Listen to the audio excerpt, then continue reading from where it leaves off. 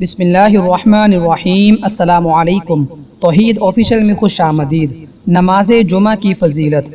رسول اللہ صلی اللہ علیہ وآلہ وسلم نے فرمایا، جو شخص غسل کرے پھر جمعہ کے لیے آئے اور توفیق کے مطابق نماز پڑھے، پھر خطبہ ختم ہونے تک خاموش رہے، پھر امام کے ساتھ نماز ادا کرے تو اس کے گزشتہ جمعہ سے اس جمعہ تک کے اور مزید 3 دنوں کے گناہ معاف کر دیے جاتے ہیں۔ رسول اللہ صلی اللہ علیہ وآلہ وسلم نے فرمایا، جو شخص جمعہ کے دن غسل کرے اور خوب اچھی طرح غسل کرے، پھر وہ جلدی مسجد میں جائے، پیدل چلے اور سوار نہ ہو، امام کے نزدیک بیٹھے، دل جمی سے خطبہ سنے اور کوئی بیہودہ کام نہ کرے تو اسے ہر قدم پر 1 سال کے روزوں کا اور اس سال کی راتوں کے قیام کا ثواب ہوگا۔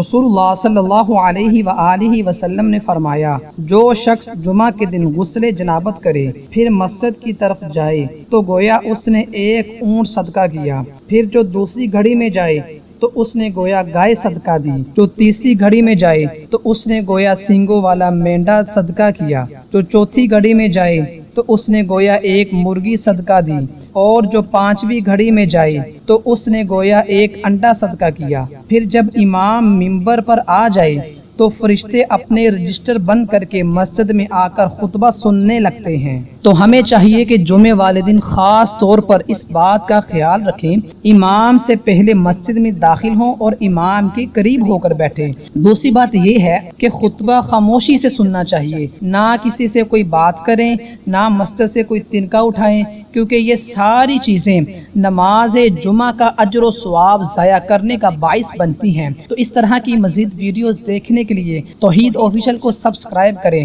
اور کمنٹ میں بتائیں کہ آپ کو ہماری ویڈیو کیسی لگی۔ السلام علیکم ورحمۃ اللہ وبرکاتہ۔